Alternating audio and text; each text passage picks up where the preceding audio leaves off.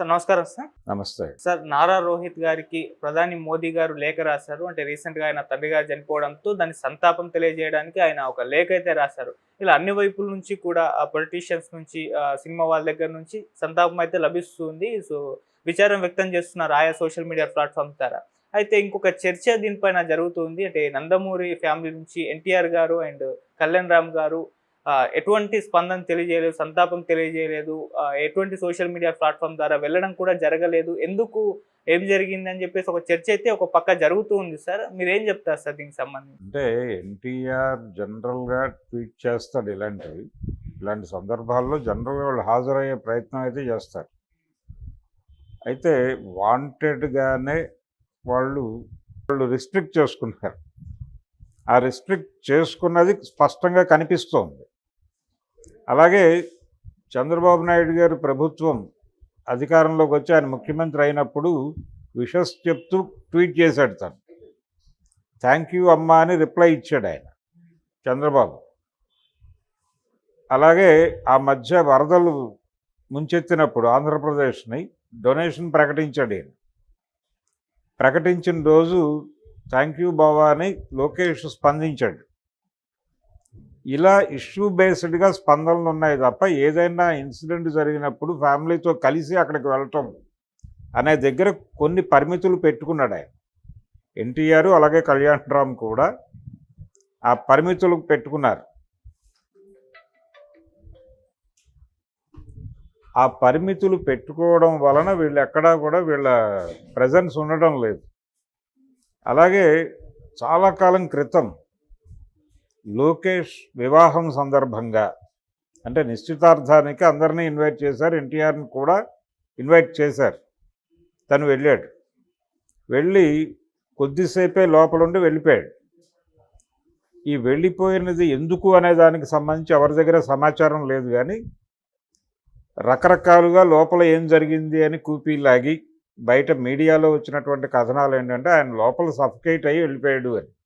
అంటే ఎవరు పలకరించట్లేదు, ఎవరు మాట్లాడట్లేదు, కొంచెం లోన్లీనెస్ ఫీల్ అయ్యి ఫైనల్గా ఒక విషెస్ చెప్పేసి హడావిడిగా వెళ్ళిపోయాడు ఏదో పని ఉందని అనేది ఆ రోజున వినిపించినటువంటి మాట. అది నిజమా కాదా అనేది బయటకు వచ్చిన కథనాలను బట్టి తప్ప లోపల ఏం జరిగిందో ఎవరికి తెలియదు. అలాగే తారకరత్న ఇన్సిడెంట్ కూడా మీడియా రిపోర్టే తప్ప జరిగింది ఏంటనేది తెలియదు. రేపు పొద్దున వాళ్ళు కలిసి మళ్ళీ ట్రావెల్ అవ్వచ్చు. కానీ ఈ ఇన్సిడెంట్స్ అంటే వీళ్ళు ఎక్కడైతే కనిపించరో ఆ మధ్య ఎన్టీఆర్ ఘాట్ దగ్గర తను నివాళులు అర్పించి వెళ్ళిపోయిన తర్వాత నందమూరి బాలకృష్ణ గారు వెళ్ళారు. అక్కడికి వెళ్ళి ఆయన ఏదో రోడ్డు వైపు చూపిస్తూ చేతులు ఊపాడు. దాని మీద కథనాలు ఏమొచ్చినాయంటే అక్కడ ఎన్టీఆర్కి స్వాగతం చెప్తూ ఏర్పాటు చేసినటువంటి ఫ్లెక్సీలని తొలగించండి, అక్కడ సీనియర్ ఎన్టీఆర్ ఫ్లెక్సీలు తప్ప ఇంకేమీ ఉండడానికి వీల్లేదు అని బాలకృష్ణ గారు వాంటెడ్గా అవన్నీ తీయించేశారు అనేది ఒక వార్తగా సర్క్యులేట్ అయింది. అంటే ఆ ఫ్యామిలీలో వాళ్ళకి సంబంధించి ఏది జరిగినా దాన్ని ఒక సెన్సేషనల్గా మార్చేటువంటి ఒక ప్రయత్నం జరుగుతోంది.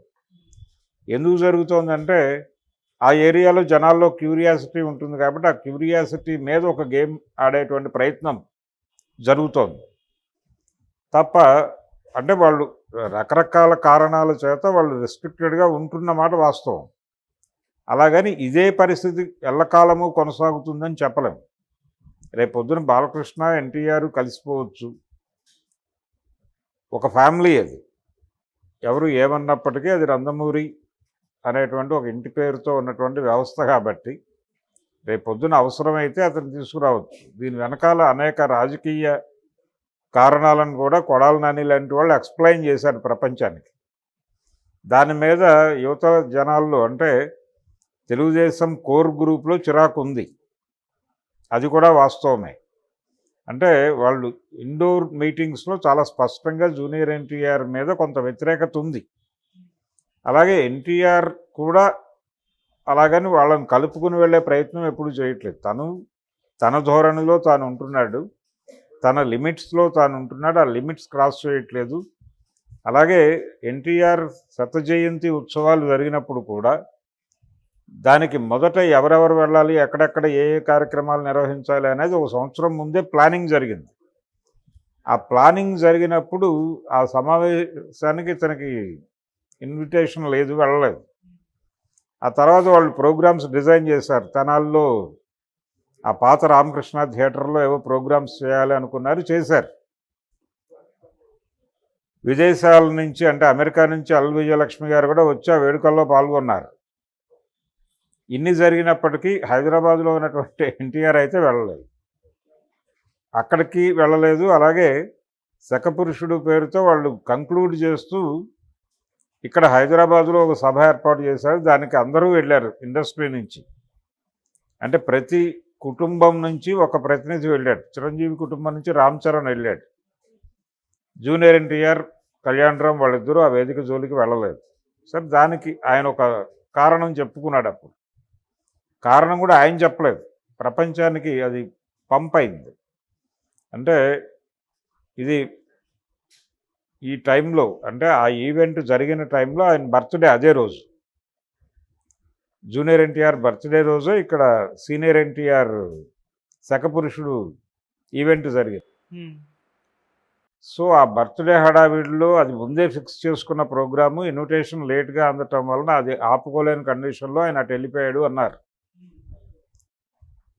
దాని మీద కూడా రకరకాల విమర్శలు వచ్చినాయి. అయితే స్ట్రైట్గా నందమూరి ఫ్యామిలీ నుంచి ఎవరు జూనియర్ ఎన్టీఆర్ మీద మాట్లాడరు. జూనియర్ ఎన్టీఆర్ కూడా స్ట్రైట్గా నందమూరి ఫ్యామిలీలో బలానా వాళ్ళు అని టార్గెట్ చేసి మాట్లాడరు. ఇలా ఉంది వాళ్ళ రిలేషన్స్. అయితే కొన్ని పరిమితులకు లోబడి సంబంధాలు నడుస్తున్నాయనే విషయం జనాలకు తెలిసి ఒక కాన్షియస్ చూపు చూస్తారు ఏదన్నా జరగగానే. ఇప్పుడు మొన్న నారా రామ్మూర్తి నాయుడు గారు పోగానే అక్కడికి ఎవరెవరు వస్తారు అనేది దాని మీద ఒక ఫోకస్. పర్టికులర్గా వీళ్ళిద్దరూ వస్తారా రారా అనేది ప్రధానమైనటువంటి అట్రాక్టివ్ పాయింట్. వీళ్ళు రాలేదు, ట్వీట్ చేయలేదు. ఇప్పుడు పరిస్థితి ఎలా తయారైందంటే, ఏదైనా ఫ్యామిలీలో ఈవెన్ భార్యాభర్తల మధ్య ఏదైనా విభేదాలు ఉన్నాయని వార్త రాగానే వాళ్ళ సోషల్ మీడియా ప్లాట్ఫామ్స్లో వాళ్ళకు ఉన్నటువంటి వాళ్ళ పేజీల మీద ప్రధానమైన ఫోకస్ నడుస్తోంది. వాళ్ళు ఎవరిని అన్ఫ్రెండ్ చేస్తున్నారు, ఎవరిని లింక్ చేసుకుంటున్నారు, వీటి మీద కూడా స్పెక్యులేటివ్ స్టోరీస్ వచ్చేస్తున్నాయి మనకి. ఇందులో కొన్ని నిజాలు అవుతున్నాయి. ఈ నిజాలు అవటం ఆధారంగా ఈ స్పెక్యులేటివ్ స్టోరీస్ని కూడా నమ్మాల్సిన పరిస్థితి ఏర్పడుతోంది. అలా ఈ ఫ్యామిలీ తగాదాలని రాజకీయ వివాదాలుగా మార్చి దీని మీద ఒక స్పెక్యులేషన్ నడపటం అనేది జరుగుతోంది. అందులో భాగమే ఇప్పుడు ఈ రామ్మూర్తి నాయుడు గారి అంత్యక్రియలకి కానీ, లేదు ఆయన మృతికి నివాళులు అర్పించడం కానీ అలాంటివి అటునుంచి జరగకపోవటానికి నిజానికి నారా ఫ్యామిలీకి, ఎన్టీఆర్ నందమూరి ఫ్యామిలీకే కాదు, ఆయన ఒక రకంగా నారా ఫ్యామిలీకి కూడా రిలేటివే. ఎందుకంటే ఆయన భార్య చంద్రబాబు నాయుడు గారి మేనకోడలు కుమార్తె కాబట్టి ఆ ఫ్యామిలీలో నుంచి వచ్చినటువంటి అమ్మాయినే చేసుకున్నాడు. సో వీళ్ళకి రెండు వైపుల నుంచి అక్కడ రిలేషన్ ఉంది. అందుకని ఖచ్చితంగా వెళ్ళి ఉండాల్సింది. వెళ్ళలేదంటే తను చాలా సీరియస్గా తను ఏర్పాటు చేసుకున్నటువంటి పరిమితుల్లో ఉండాలి అని అనుకున్నాడు. దానికి రకరకాల కారణాలు ఉండొచ్చు, ఆయన రీజన్స్ ఆయనకున్నాయి. అలాగే ఈ రాణితనం గురించి ప్రపంచం మాట్లాడుకుంటుంది కాబట్టి దాన్ని ఎదుర్కొనే ప్రోగ్రాం వాళ్ళు డిజైన్ చేసుకున్నారు. వాళ్ళు కనిపించకుండా మాట్లాడతారు.